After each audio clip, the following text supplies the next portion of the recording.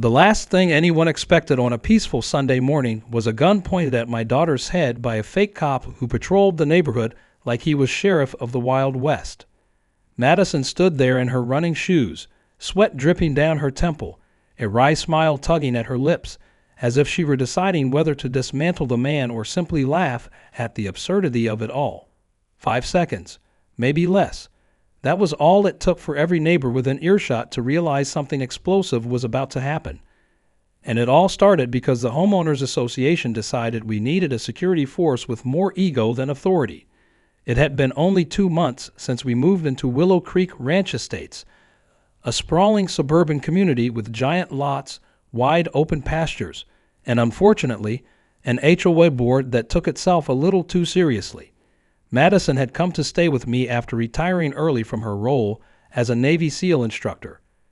She was trying to enjoy civilian life, taking long jogs in the morning and tending the small garden we started out back. I should have known it would not be that simple. Not with the likes of Rodney Barnes cruising around in an old black SUV with magnetic police stickers slapped on the sides and a pair of cheap mirrored sunglasses that made him look like a movie extra who had wandered off set. Rodney has a reputation. Old Mr. Hendricks from 3 doors down warned me over coffee the first week we moved in. "Watch out for that Rodney," he said, shaking his head like he had seen ghosts. "Thinks he's Wyatt Earp, and he acts like it too." I thought he was exaggerating. Surely nobody in their right mind would pretend to be a cop in a place like this. But oh, how wrong I was. That morning started like any other. The sun was just beginning to stretch over the horizon, painting the sky in warm golds and pinks. Madison laced up her running shoes, tying them in double knots like she always did, and set out for her jog along the community trail. I stayed behind, sipping coffee on the porch and planning my chores for the day. About 20 minutes later, I heard the distinct screech of tires followed by shouting. I set my mug down hard enough to slosh coffee over the rim and ran down the driveway. By the time I reached the trail entrance, a small crowd had already gathered. There stood Madison, calm as a cloud, facing down Rodney, who was waving a pistol around like he had watched one too many bad action movies. "You need to show ID right now," Rodney barked, voice trembling slightly. "You are trespassing and suspicious." And Madison cut him off with a single glance that could have frozen lava. Her voice was light, almost amused. "And if I don't, what are you going to do about it, Barney Fife?" That is when he drew the gun. It was shaky in his hands, his knuckles white against the grip. Some of the neighbors gasped. Others pulled out their phones, but Madison did not flinch. She just tilted her head slightly, like a cat watching a mouse dig its own grave. My heart was thundering against my ribs, but I forced myself to stay back. Trust her training, trust her instincts. Madison stepped forward deliberately, raising her hands just enough to look non-threatening, but with a posture that radiated control. She spoke so softly that only those closest could hear. "You sure you want to point that thing at me, Rodney? You sure you want to make a mistake you cannot take back?" For a moment, Rodney faltered. His hand twitched. Madison took that microsecond to move. In one seamless motion, she closed the distance, twisted his wrist, popped the magazine out of the gun, and had the entire weapon disassembled into harmless pieces at their feet before Rodney could even blink. Gasps turned into full-blown cheers from the neighbors. Someone actually started clapping. Rodney stared at the disassembled gun like it had betrayed him. Madison just smiled and brushed her hands off on her jogging pants. "Maybe you should call your supervisor," she said, her tone dripping with mock innocence. "Oh, wait, you don't have one." By the time real sheriff deputies showed up, Rodney was sitting on the curb with his head in his hands, while Madison gave a brief and professional statement to the officers. The deputies knew her. They shook her hand respectfully, called her ma'am, and chuckled quietly among themselves about the local rent-a-cop finally getting put in his place. The HOA board, however, was not laughing. Karen Stanton, the self-important president of the HOA, arrived in a cloud of perfume and panic, clutching a clipboard like it was a life preserver. She pulled Madison aside and pleaded with her not to press charges, claiming it would tarnish the community's reputation. She even offered us free HOA dues for a year if we agreed to let it slide. Madison smiled sweetly and agreed to consider it. But I knew that look in her eye. It was the same look she got when she was planning a mission.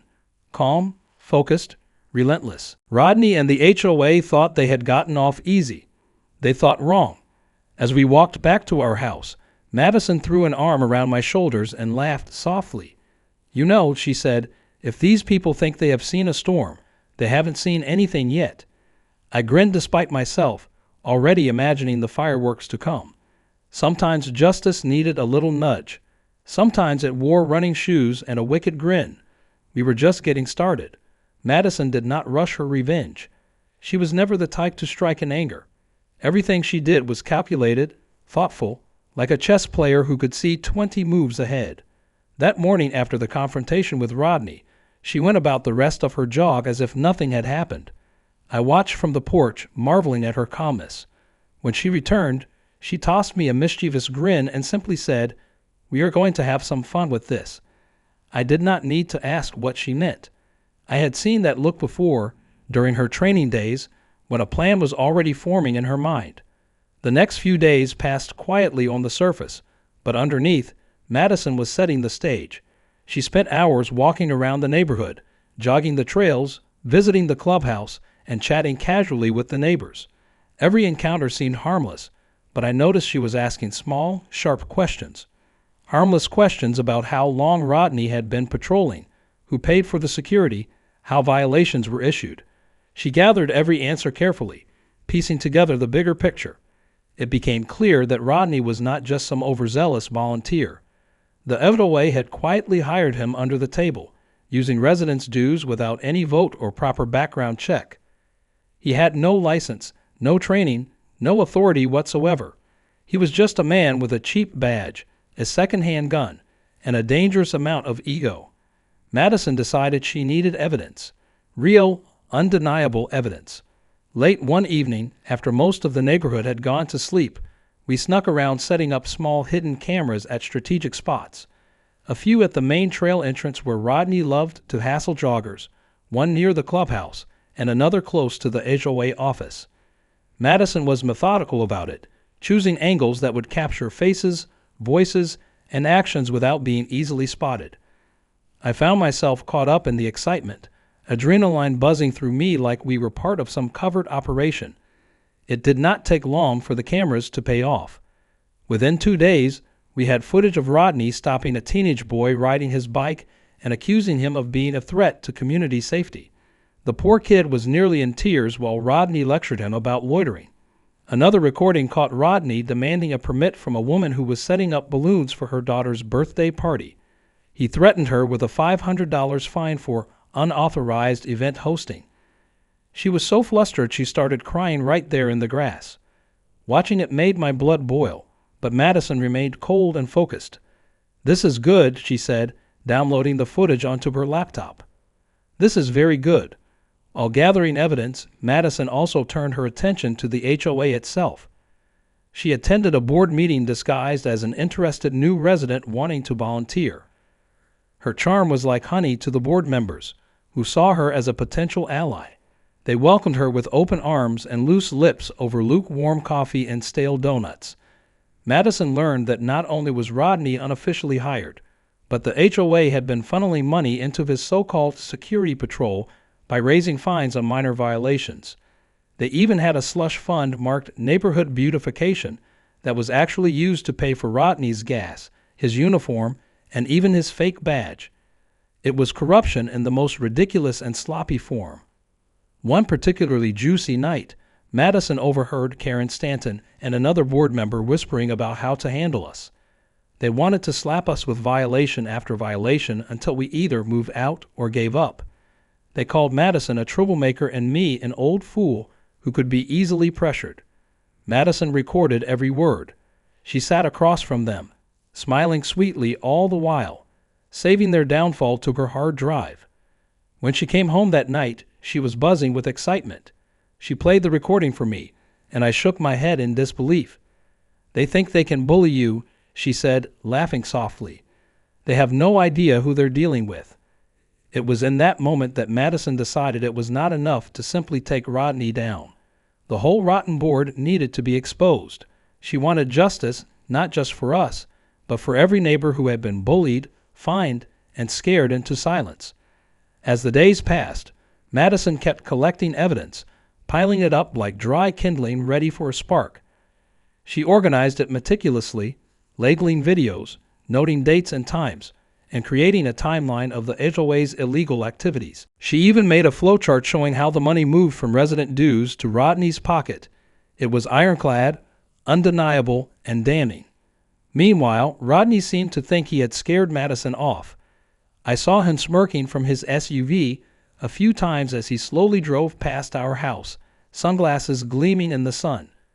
He had no idea that every time he passed, he was walking deeper into the trap. Madison was patient. She knew timing was everything. She did not want to just win. She wanted them to crumble publicly, where everyone could see. One afternoon, while we were organizing the files, Madison looked up from her laptop and grinned. "You know," she said, "we should give them the chance to bury themselves deeper before we strike." I raised an eyebrow, intrigued. "How?" I asked. She leaned back in her chair, tapping her fingers against the table thoughtfully. "Simple," she said. "We make them think they're invincible. Let them come after us harder. Let them show their true colors for everyone to see. It was risky, but it was brilliant. If the HOA doubled down on their harassment, it would only strengthen our case. It would prove malicious intent. It would show that they were willing to break every rule to silence anyone who challenged them." So we waited. We let the storm build. We smiled at board members in passing, acted oblivious when Rodney glared at us, and paid our dues on time to avoid any easy excuses. Madison even baked cookies for the next HOA meeting, passing them out with a grin that made Karen Stanton twitch with unease. We knew the board would not be able to resist. They would strike again, and when they did, Madison would be ready to deliver the knockout blow they would never see coming.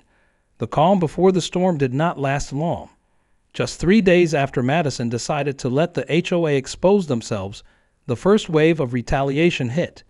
It started with a violation notice taped to our front door so aggressively that it left scratches on the wood. Unauthorized flag display, it read in big red letters. Madison and I stared at it in disbelief. The flag they referred to was a small American flag planted neatly in a flower pot by our porch. The kind you could buy for $1 at any store. Madison chuckled darkly. They were reaching, and they were reaching hard. The next day brought 2 more notices. One cited us for excessive jogging on community trails, whatever that meant, and another warned us about failure to maintain acceptable lawn height standard. Our lawn was freshly mowed, edges trimmed, not a weed in sight. It was laughable, but also infuriating. Madison gathered each violation carefully, photographing them in place before removing them. Every new absurdity was another nail in the HOA's coffin. Then came the escalation we had been waiting for. One evening, as the sun dipped low and the air turned cool, Madison found her car vandalized. Deep key scratches ran across the driver's side door, and all 4 tires were slashed clean through. A fake violation ticket was left under her windshield wiper with the words "Dangerous Driver" scribbled across it in messy black marker. Madison stared at the damage without a word, her jaw tight. I expected anger, maybe even an explosion of frustration, but instead she smiled. A slow, cold smile that promised trouble for whoever thought this would scare her off. She spent that night not sulking, not raging, but working. She downloaded the footage from the camera she had hidden facing the driveway, and there it was, clear as day. Rodney himself creeping onto our property with a knife in hand. He worked quickly, but not quickly enough. His face was illuminated perfectly by the security light he had forgotten to disable. Madison paused the frame where he looked directly at the camera, oblivious to its presence, a look of smug satisfaction on his face. It was perfect. Madison knew the time had come to move into the next phase. She drafted a detailed report, attaching every video, photo, and piece of evidence she had collected. She printed copies for the sheriff's department, the local news stations, and even the district attorney's office. But she did not just want them exposed legally. She wanted them exposed socially. So she came up with an idea that was both brilliant and deliciously petty. She announced a Veterans Appreciation event to be held at our house, inviting not just our neighbors, but several local news outlets. The invitation highlighted Madison's service record subtly but proudly and emphasized a community celebration of all local veterans. Karen Stanton and the HOA board could not possibly object without looking unpatriotic. They reluctantly agreed to publicize the event through the HOA newsletter, completely unaware that they were helping set the stage for their own public humiliation.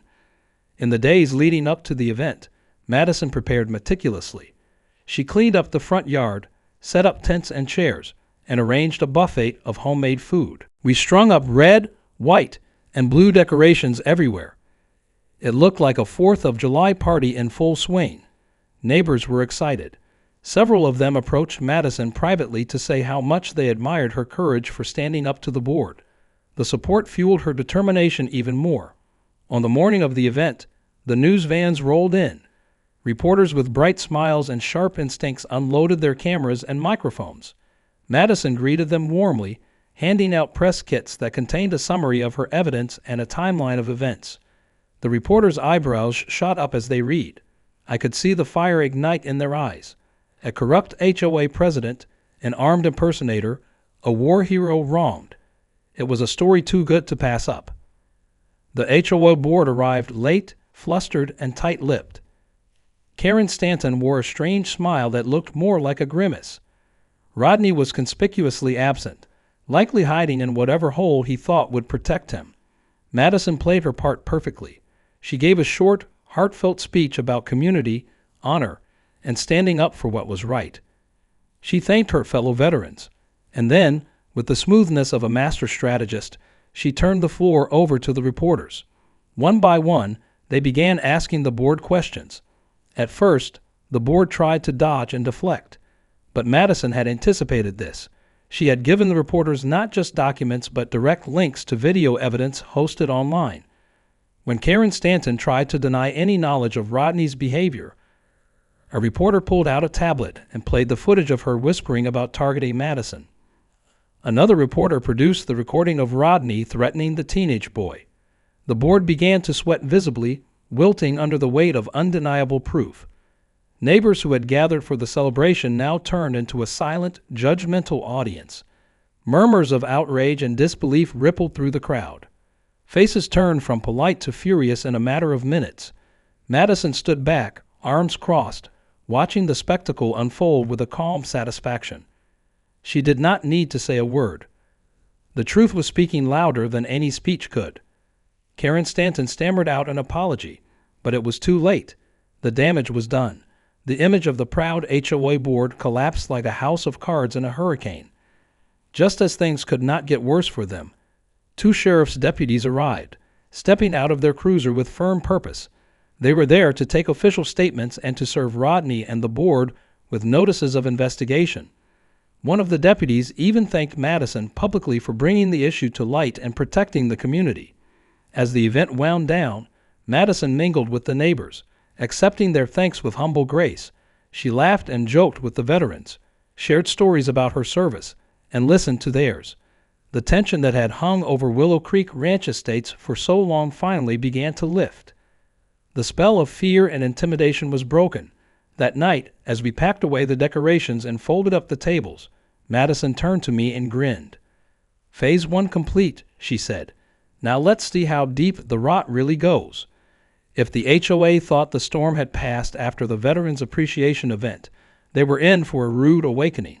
In truth, the real fireworks were just beginning. The fallout from the public exposure rippled through the community faster than anyone could have predicted. Within 24 hours, the local news stations ran the story under bold headlines. "Rogue HOA cop pulls gun on veteran's daughter," and "HOA funds questioned in scandal" were just some of the titles making the rounds. Neighbors who had once been too afraid to speak out now felt emboldened. Complaints flooded the HOA office. Petitions circulated calling for Karen Stanton's resignation. The board held emergency meetings behind closed doors, but their attempts at damage control only made things worse.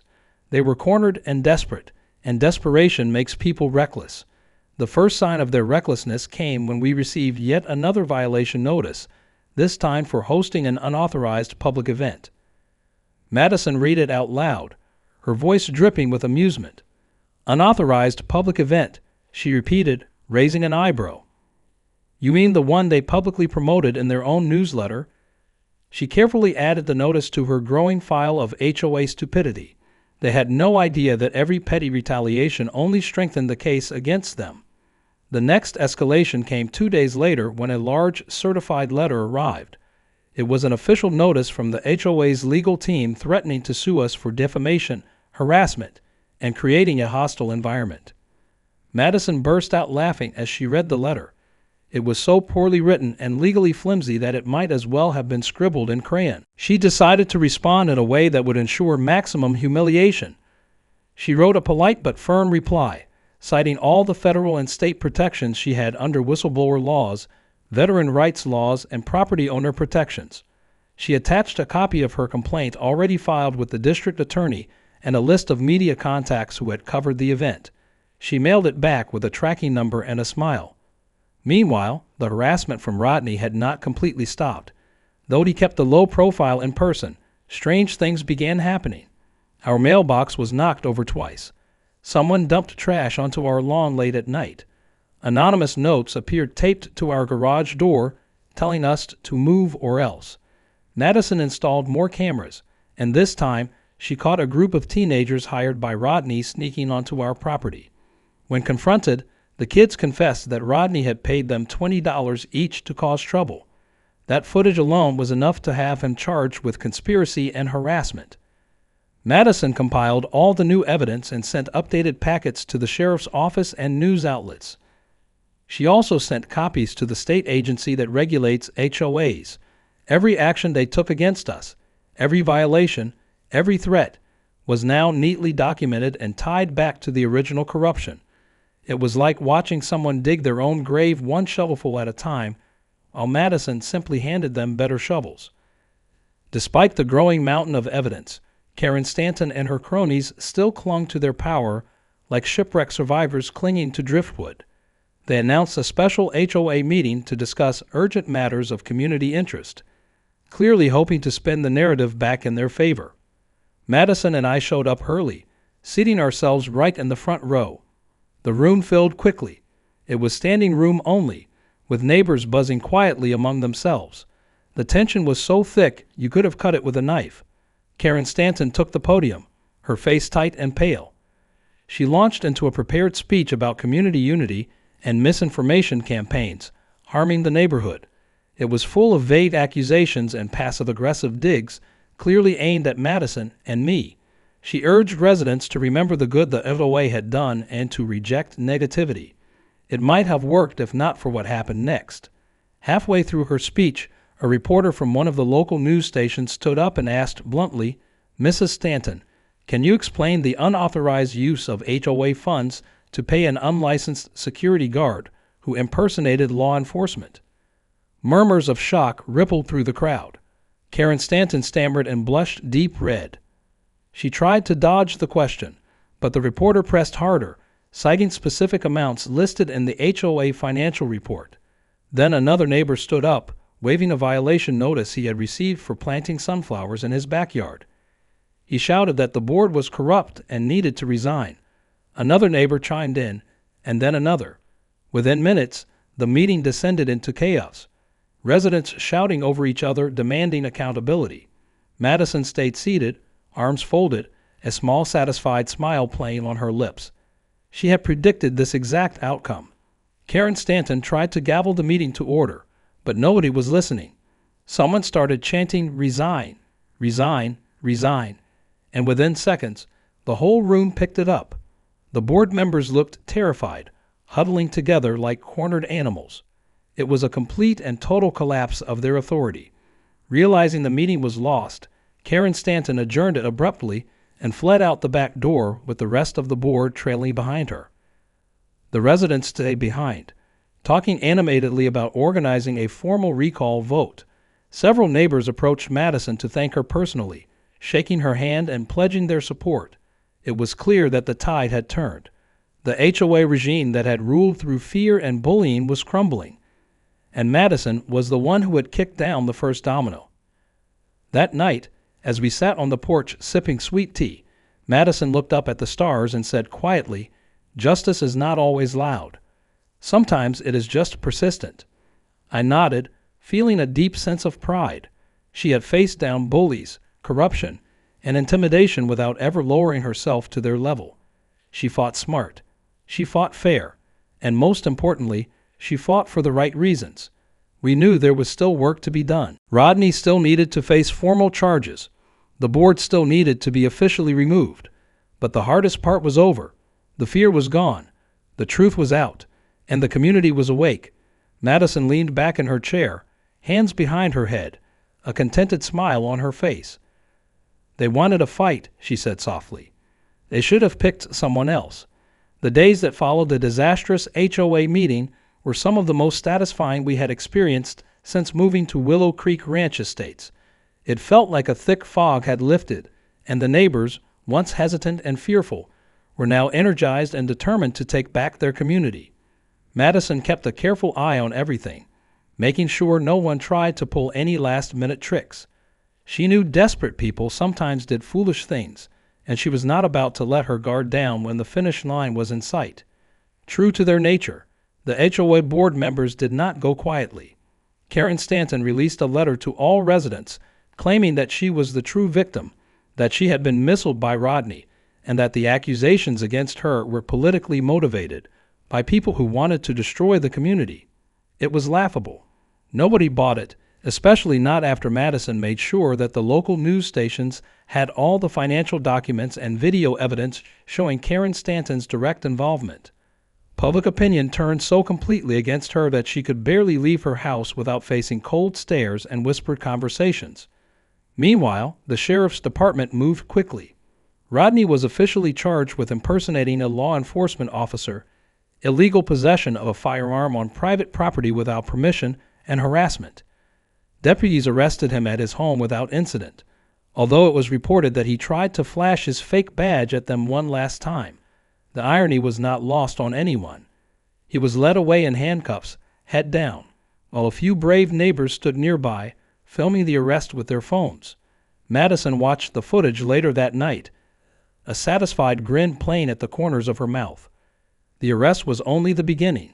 Investigators soon discovered that Rodney had been hired not just by our HOA, but had offered his so-called security services to other nearby communities too, using the same fake credentials. Lawsuits began stacking up against him faster than he could blink.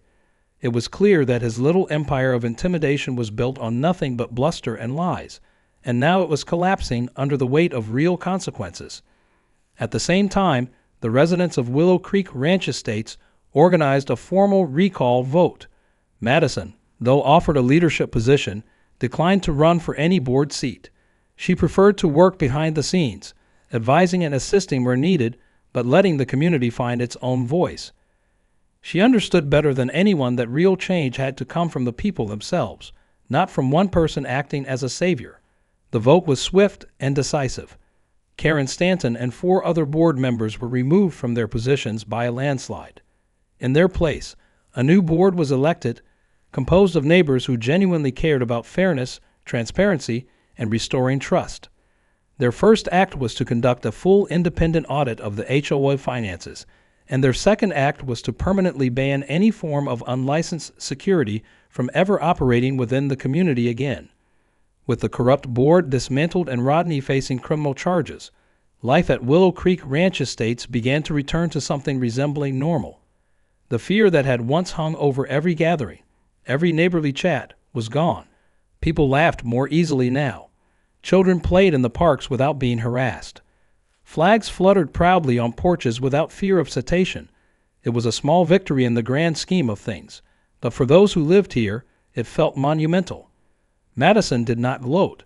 She did not parade around basking in the glory of her victory. She remained humble, polite, and gracious, even to those who had once sided with the old regime out of fear or ignorance. She understood that true leadership was not about revenge or pride. It was about setting an example. She never once raised her voice or sought the spotlight. Yet she had done what few could have accomplished. She had toppled a corrupt institution not with anger, but with unwavering persistence, strategy, and truth. One evening, about a week after the new board took office, the community held a celebratory cookout at the park. It was the first truly joyful gathering we had attended since moving in. Music played from a speaker set up under a tree. Children ran laughing through sprinklers. Neighbors mingled freely, no longer worried about petty fines or vindictive patrols. It felt like a fresh start. During the cookout, an elderly veteran named Mr. Franklin, who had lived in the neighborhood for decades, stood up and tapped a spoon against his glass. He cleared his throat and addressed the crowd, his voice rough but steady. He spoke about courage, about standing up for what was right even when it was hard. He spoke about how it only takes one person to inspire others to act. Then he turned and pointed to Madison. "This lady right here," he said, "saved this community, not with fists, not with threats, but with her heart and her brains. She showed us that we did not have to be afraid anymore." A round of applause erupted, growing louder and louder until it felt like the very trees were shaking from the noise. Madison blushed, clearly uncomfortable with the attention, but she smiled warmly and gave a small wave. Later that night, as we packed up and walked home under the starlit sky, Madison said something that stuck with me. "You know, Dad," she said softly, "fighting is not always about who is strongest or loudest. Sometimes it's about who refuses to quit, who refuses to let fear win." I nodded, feeling a lump rise in my throat. I was proud of her beyond words, not just for what she had done, but for who she was. Life slowly settled into a peaceful rhythm after that. Madison took up gardening with more dedication, planting rows of colorful flowers and vegetables. I finally finished building the small gazebo I had always dreamed of having in the backyard. We hosted barbecues, shared laughter with neighbors, and watched the seasons change without dread or tension hanging over us. Every so often, new neighbors would move in and hear whispers of the legendary battle that once rocked Willow Creek Ranch estates. They would look at Madison with curiosity and sometimes awe, not quite believing that the woman tending her tomatoes so calmly was the same one who had dismantled a corrupt board and brought a fake cop to justice. Madison never bragged. She simply smiled and kept working, content in knowing that she had made a difference. And that was the true victory, not just the removal of bad leadership or the punishment of a fraud. The real victory was the community that had learned to stand up for itself, to value truth and fairness over fear and silence. It was a hard-won lesson, but one that would echo through Willow Creek Ranch estates for many years to come. As the weeks turned into months, the changes at Willow Creek Ranch estates settled in like the slow but steady arrival of spring after a long, harsh winter. The new HOA board, made up of honest and hard-working neighbors, worked tirelessly to repair the damage the previous regime had caused. They held open meetings where every resident could speak freely. They published financial reports in clear, simple language so that anyone could understand where every dollar was going. They even organized monthly community events like potlucks, cleanup days, and movie nights at the park. The mood of the community shifted from suspicion and resentment to one of cautious optimism. It was not perfect, but it was real progress. Madison watched it all unfold with quiet satisfaction. She remained involved but never controlling, offering advice when asked but mostly letting the community find its own path. She often said the best victories were the ones where you could step back and see others take the lead with confidence. That was the difference between control and empowerment, and Madison had no interest in control. She was content knowing she had done her part, and that the residents had seized their chance to build something better. As for Rodney, the wheels of justice continued to turn against him. His court hearings were well attended by curious residents who wanted to see the self-appointed enforcer answer for his actions. He pled guilty to impersonating an officer and several counts of harassment and was sentenced to probation, fines, and community service. Part of his sentence required him to publicly apologize to those he had threatened. Watching him stand awkwardly before a group of neighbors and stammer out an apology was a fitting, if somewhat pathetic, end to his reign of terror. Madison did not attend the hearing. She said she had better things to do than watch a man crumble under the weight of his own foolishness. Karen Stanton tried to mount a comeback, but found that her reputation was beyond repair. After being ousted from the board, she put her house up for sale and moved out quietly one rainy afternoon. There was no farewell party, no well wishes, only a few silent stares from the neighbors she had once lorded over. It was a lonely exit, and strangely enough, Madison felt a flicker of pity for her. Power had been her whole identity, and when it was gone, she had nothing left. One sunny Saturday a few months later, the community held a dedication ceremony at the park to commemorate the changes they had all fought for. They installed a small plaque near the playground that read in simple words, "A community is strongest when its people stand together." It was not flashy, but it meant everything. Madison stood back from the crowd, watching children play and neighbors laugh together under the wide blue sky. She smiled to herself, content. As we walked home that afternoon, Madison turned to me and said something that summed up everything she had done and everything she believed. "You cannot fix every broken thing, Dad, but you can fix what is right in front of you. You can stand up when it matters. You can fight the battles worth fighting, and sometimes that is enough to change everything." I nodded, feeling the truth of her words settle deep inside me. Life continued in its simple, beautiful rhythm. Madison took up woodworking, building benches and birdhouses that she donated to the park. I tended my garden and learned the names of all the new families moving into the neighborhood. We hosted quiet dinners for friends, shared stories under the stars, and found a peace that had once seemed so far away. One afternoon, as we sat on the porch watching the sunset, a group of neighbors came walking up the drive carrying something large and wrapped in a sheet. They were laughing and nudging each other, clearly excited. When they reached us, they pulled off the covering to reveal a handcrafted wooden sign. Painted across it in bold, cheerful letters were the words, "Willow Creek thanks Madison." They had made it themselves as a gesture of gratitude. Madison laughed a little, shaking her head and pretending to protest, but I could see the emotion in her eyes. She hugged each neighbor tightly and thanked them. We hung the sign proudly over the entrance to our little front garden, where everyone could see it. It was not about pride for Madison. It was about connection, about being part of something bigger than herself. As twilight deepened and the first stars blinked into view, I looked over at my daughter and felt a surge of gratitude so strong it nearly took my breath away. She had faced down threats, intimidation, and fear with strength and grace. She had shown an entire community that one person with courage and integrity could make a difference. She had done it not for fame, not for power, but because it was the right thing to do.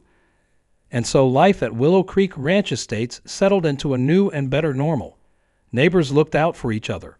Problems were solved with kindness and cooperation instead of threats and fines. Children grew up playing freely and safely, and those who remembered the dark days of the old HOA smiled quietly, knowing that it was not a sheriff or a superhero who had saved them. It was a jogger with a wicked grin, a Navy SEAL's discipline, and a heart full of stubborn hope. The seasons turned, and the days grew long and golden. Madison planted a new row of sunflowers along the fence line. Their bright faces always turned toward the sun. Sometimes new residents would ask about the story behind the little plaque in the park or the wooden sign over our garden, and the old-timers would smile and say, "Let me tell you about the time the HOA thought they were in charge."